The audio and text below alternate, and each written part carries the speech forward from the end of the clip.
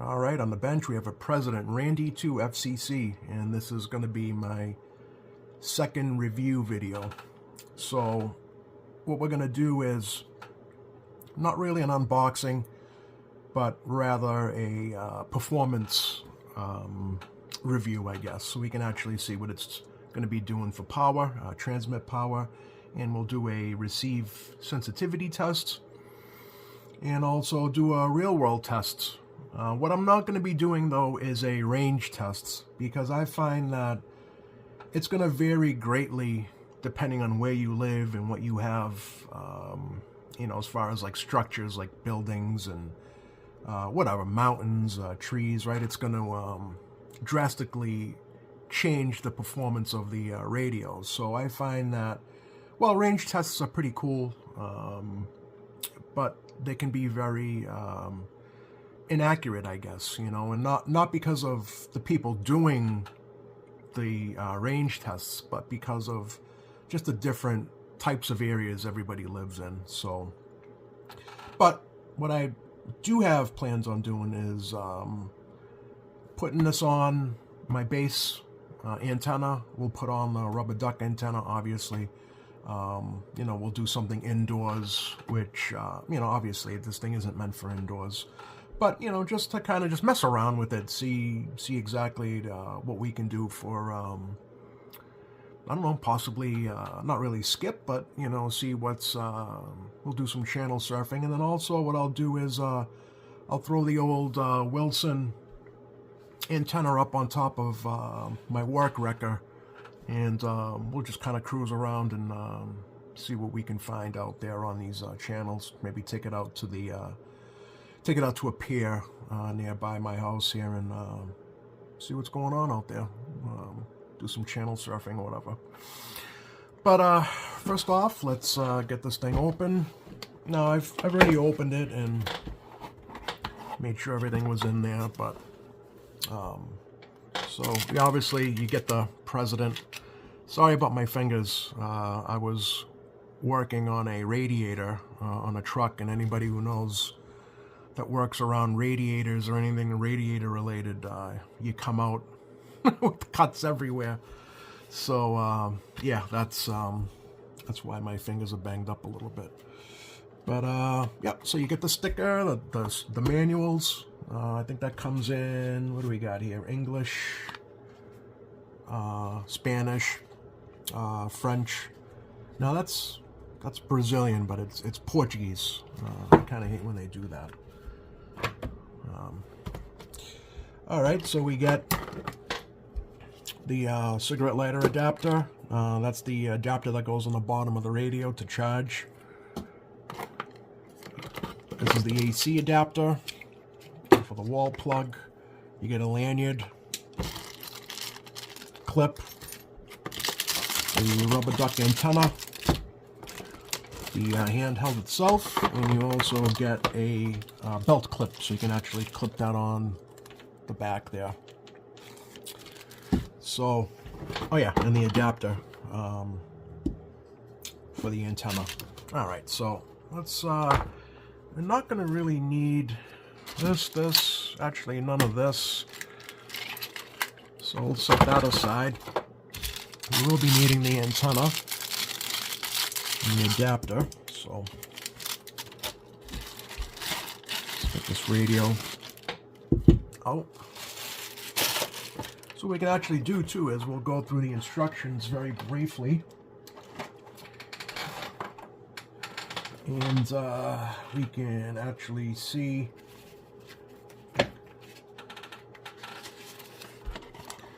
what we have here. So,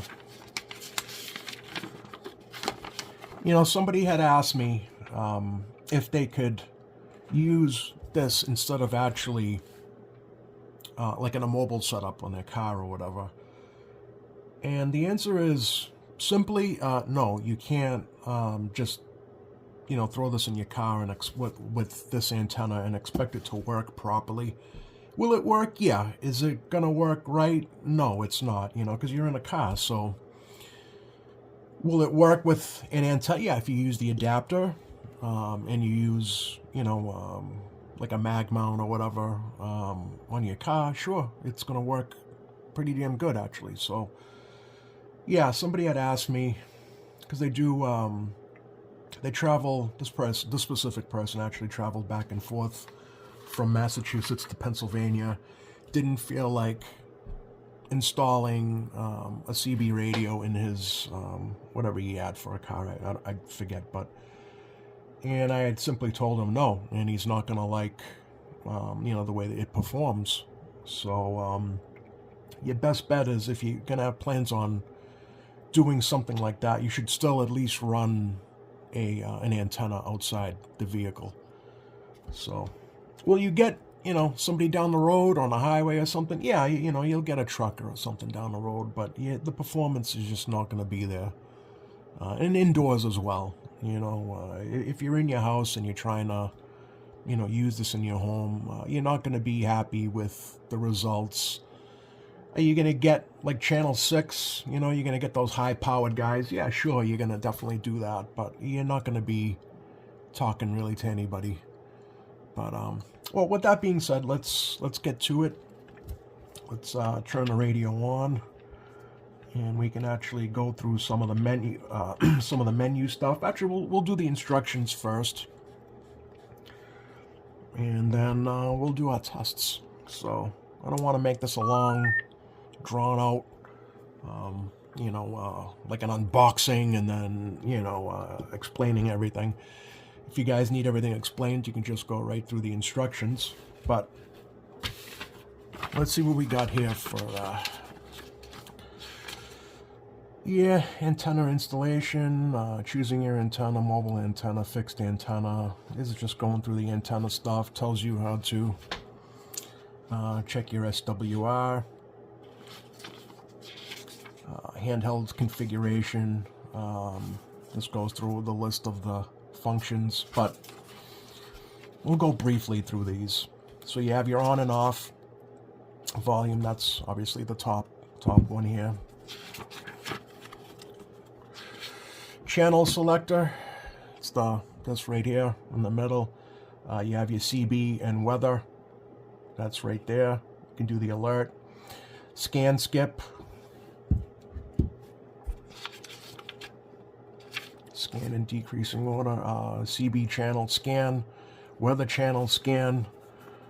Dual watch. So that might be something we can look at. So long press the DW key. Allows to alternate between the active and a second customizable channel. So basically you can monitor a second channel. Emergency set. So you can basically set when you press the emergency key. It doesn't necessarily have to be channel 9 or 19 or whatever. You can kind of set it to whatever you want. You have the Vox, and kind of go through that if you would want to set up a Vox. Monitor Capander. Oh, sorry, I'm off frame here. This function allows to monitor the channel despite the squelch. Obviously the ANL, NB, high cut. And one of the cool features of this is it is AM and FM. So that is pretty cool. It tells you how to adjust the manual squelch, which is on the side here. You hold both these two buttons down for the automatic squelch.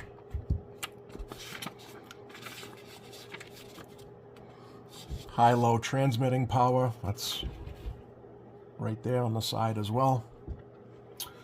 PTT switch, obviously.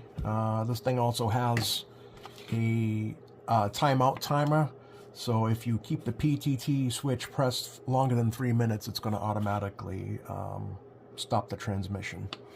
You have a flashlight on the top. And then, so you got the menu settings, so you can change the color on the screen. You have Roger beep, and you can select from a few of the different types of beeps if you're into the Roger beeps. Me, I am a Roger beep guy. I just like them. Echo mode, so you can go through that, and it'll actually, that's basically to save battery power. Tone. Emergency settings, Vox settings. Again, these are all things that if you're interested in the radio, you can actually read yourself.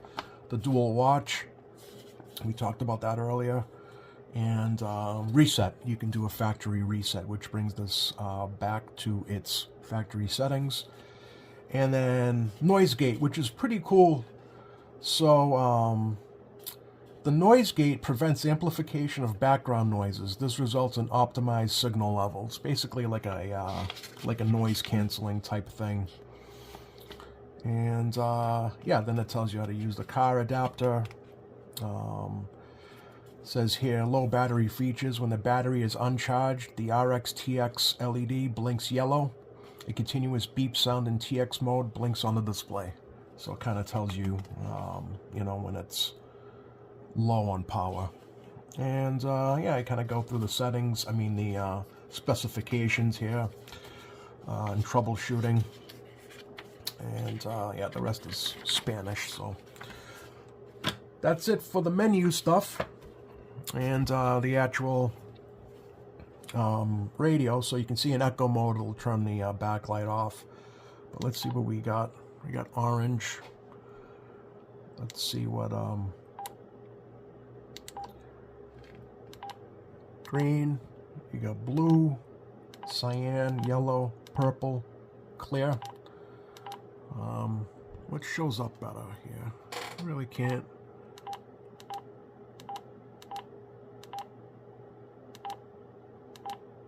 And we'll keep it orange. Orange is fine. Alrighty. So, oops, sorry. Alright, let's go up. Roger beep is off. So let's turn it up a little bit.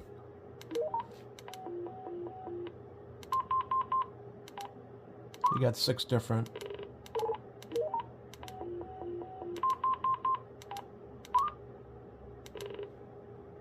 Well, we'll keep it at 1. Key beep, we can turn that off. Echo mode, set the level of the echo mode. Tone, emergency set, Vox set, dual watch set, scan skip, and then the reset. So it's pretty basic. Let's do the, we can go back and do the weather. West winds 15 to 20 miles an hour with gusts up to 30 miles an hour. Gusts up to 25 knots. Seas 2 to 4 feet. North. All right. 14 miles an hour. It's basically that. FM, AM, noise blanker, scan. That's the monitor and the emergency. Pretty simple. So this, you can get the lapel mic. You can use it that way with the speaker and the mic and that. Again, the PTT, high, low, and then the squelch. So if you hold, there you go. So now automatic squelch is off, and then you can set your squelch levels this way. It shows up right there on the bottom.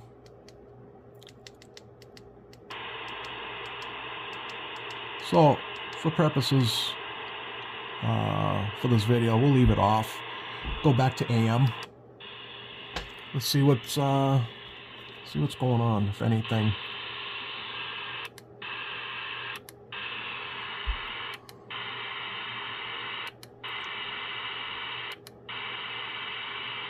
Oh, I pressed Vox by mistake.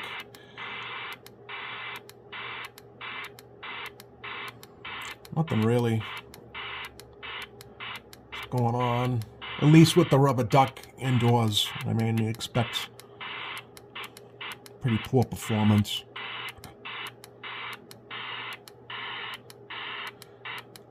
Go back down to 6. Yeah, really nothing. Let me just squelches off. Okay. Yeah, so that's basically it for the features. It's pretty cool size. I like. It's pretty small, but it packs a lot of features. And this is probably arguably the best mobile available right now. Is the Randy.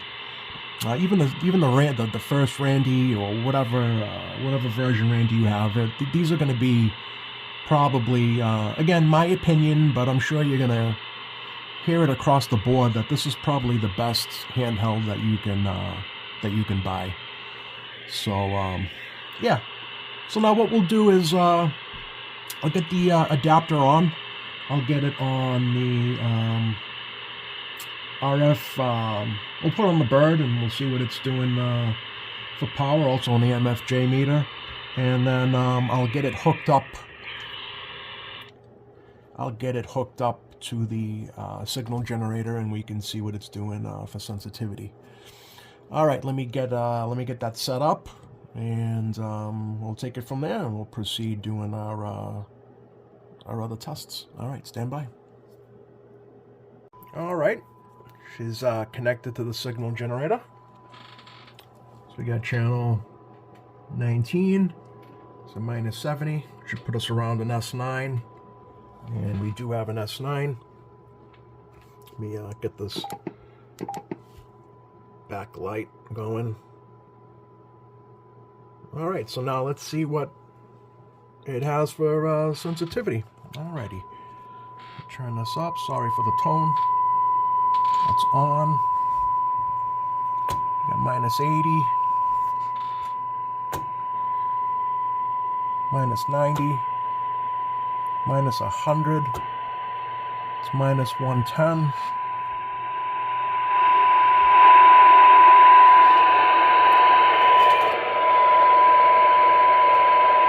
It's 111, 12, 13, 14. Wow, this is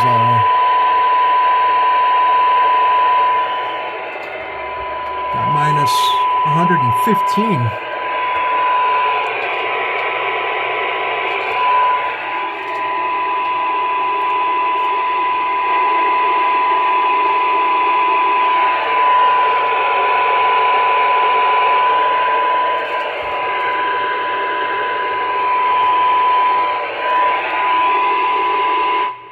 That is very impressive. It's one of the best receiving radios ever on my bench on AM. That's pretty incredible, actually.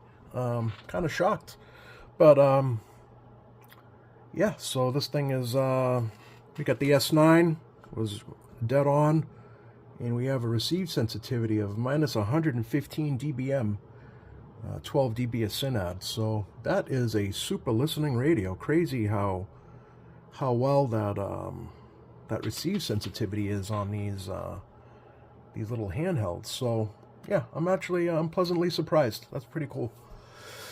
All right, so now let's do we'll get this hooked up to the RF meter and see what it's doing for power, transmit power. All right, stand by. All right, well, it's hooked up to the meter here, so let's see what it's doing. What do we got on the bird? Right around 3. Bird's always stingy anyway. And what do we got there? Just shy of 4. So yeah, I'd put it like right around 3.8, which is what they normally set this to. All right, let's see what you're doing for peak, PEP. Test 1, 2, 3, 4. Audio. All right, with me whistling, I'm not a great whistler.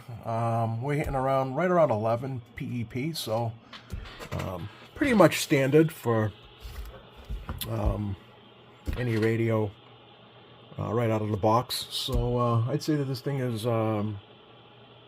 transmitting as it should. Sometimes you get weird, maybe quality control issues or whatever, but I've never opened one up, so I don't know what, if anything, is adjustable on these.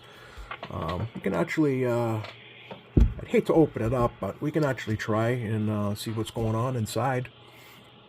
But yeah, so there we go. There's a performance test for the Randy 2 FCC. So let's see what's going on inside this thing, and then we'll take it outdoors. Well, actually, first we'll put it on the base antenna, see if we can get anything. You know, obviously skip may or may not be coming in, but we'll still test it out anyway. Alright, before I go opening this thing up, let's see what's going on out on air. So I got it hooked up to the base antenna. Let's see what's going on. If anything.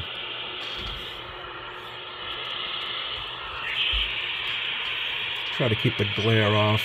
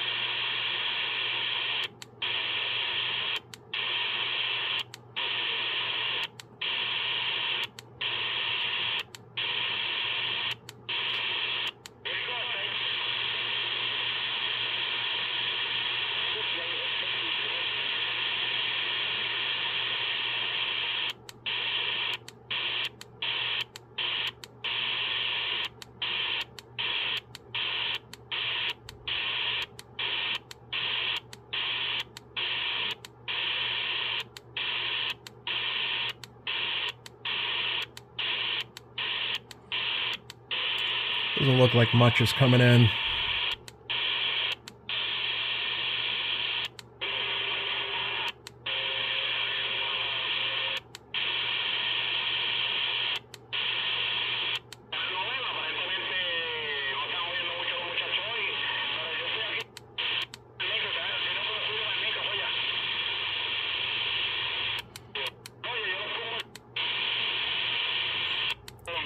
For a second there, it seemed like he was bleeding over 2 channels, but it's 2 different people.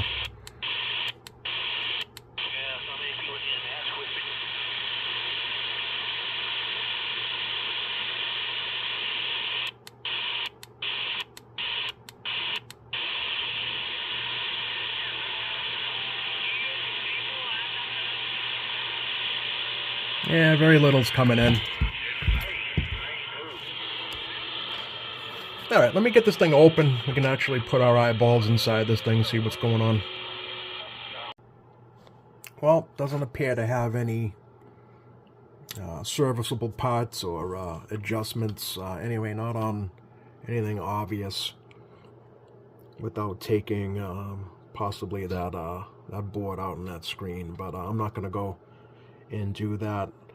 And I think anyway, if you're looking to get more power out of a handheld, I think maybe you should consider something else other than a handheld, to be honest. But yeah, I just wanted to take a look inside, see what we had, and yeah, pretty much exactly what I was expecting. Nothing really to adjust. But all right, so now we ran our tests, we got it open.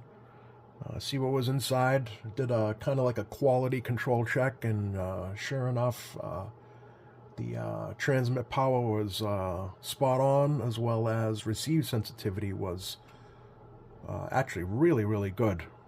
So now the only other thing to do would be I'll just go put the I'll grab my Wilson antenna, I'll throw it on top of my work wrecker, and we'll go out and probably near the water, see if we can get any skip coming in, maybe from overseas, maybe, we'll see. All right, stand by. All right, well, it's back together, but it occurred to me that I did not do the low power test, so let's go ahead and check that out right now before we go out. All right, low power. Let's see what we got. We have exactly 1 watt at low power. All right, let me try whistling in this thing again. And audio.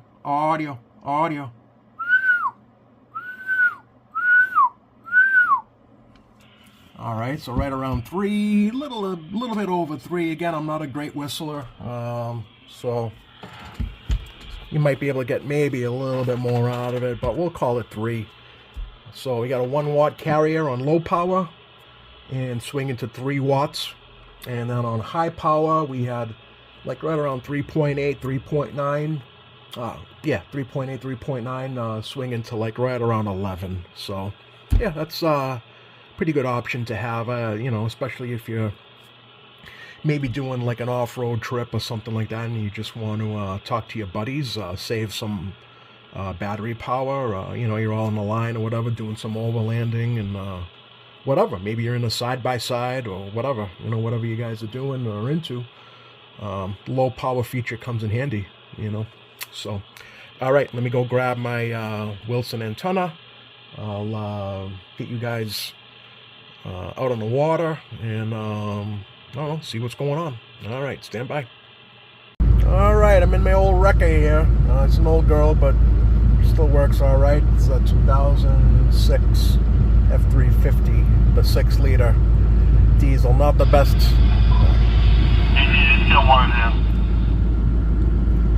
Not the best engine in the world, but I kind of have it bulletproofed, as they say.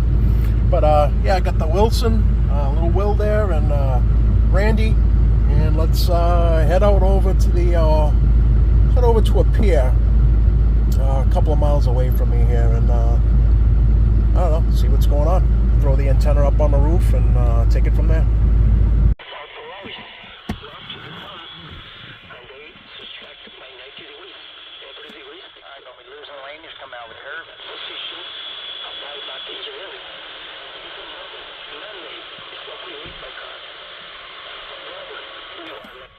Alright guys, we've reached the destination that I wanted to go to. We're out here on a pier. And yeah, I mean, we might not get, you know, skip from, you know, Europe or whatever. You know, we're not on lower sideband. But there are a couple of channels that we do, around here, we do get the Caribbean, Jamaica on AM. So, we'll see. Yeah, so I got the little Will antenna up. Let's see. Alright. So, yeah, let's see what's going on, if anything. We might not get much, but let's see.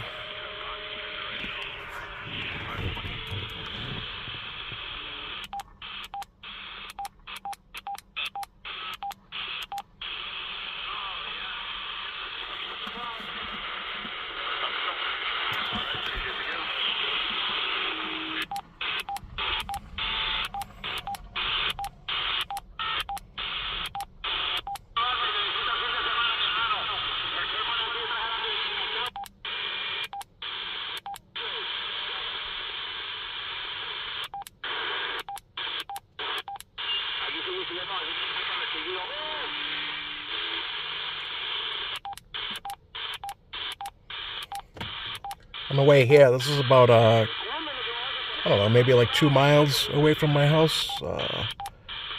Getting a little bit of skip, but not much.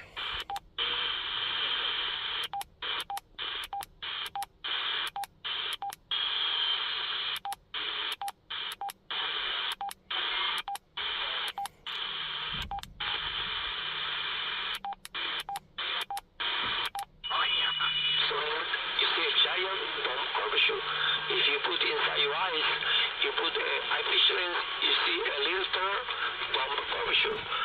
According to the lens, is the dimension of you. You talk a level because it depends according to you. And the light cycles. I get 19 skip, which is cool.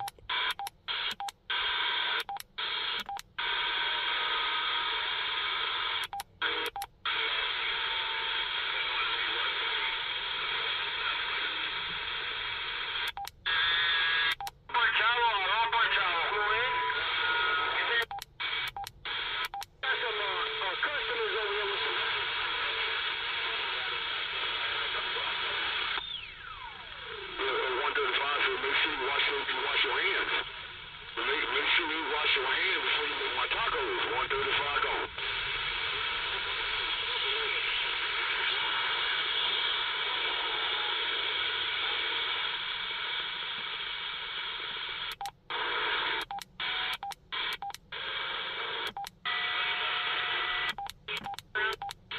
But there's a little white car following that quattro truck in.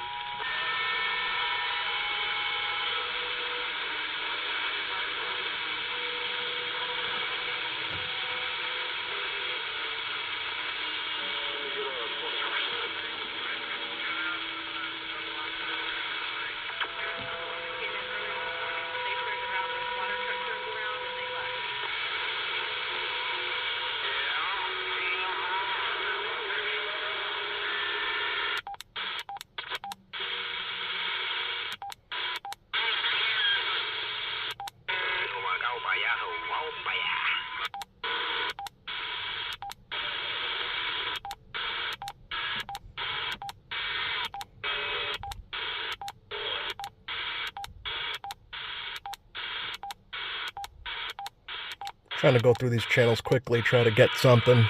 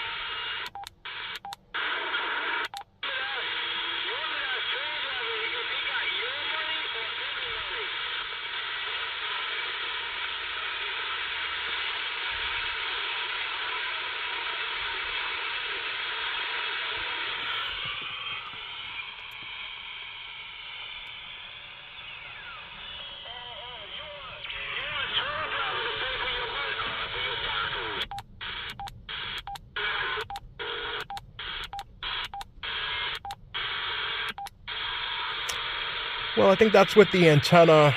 I don't think we're going to get much better than that. But what I was trying to prove was you can use these in a mobile setup. But, you'd have to use a mag mount antenna. Not a big deal. But this is a good option for somebody who doesn't want to install a radio permanently in their car, but still wants, maybe make contact during a ride, or, maybe for, just to have a backup form of communication. So, this is definitely a good option for somebody who, like I said, doesn't want to mount a radio permanently in their car. And yeah, so that's about it. That's all. I wish there was more skip, but it's kind of dead now. But let me get this plugged in, and we can see exactly how this. You can use your cigarette lighter to get this thing charging, even though we have two bars. But I'm one hand. It's tough to do with one hand. So let me get this all set up and plugged in. Stand by. Sorry about the glare. Kind of probably one of the last good days we're gonna have here in Massachusetts. It's starting to feel the fall. You can actually see some of the trees are starting to turn that beautiful red, orange, and brown. So yeah. But anyway, so this is what try to get it in the shade here. So that's the adapter. And then that's the plug that goes over to your cigarette. I mean, that's pretty obvious, but I just wanted to show that. And then the little, you can see up on the top right corner there, it shows you that it's charging. So yeah, this is pretty cool. I mean, you just throw this in your car, throw a mag mount antenna up. Nothing is permanent, and then when you want to take your antenna off, you just coil up your cord and put it away and bring this inside your house, and it's a pretty convenient way of getting the CB bands without actually mounting anything permanently or drilling any holes. I know some people just, they're maybe not mechanically inclined, and they don't want to maybe, drill unnecessary holes in their car, or maybe you got a lease and you got to return the car back in its original condition. This is a very good option. Actually, here's some Puerto Rican skip.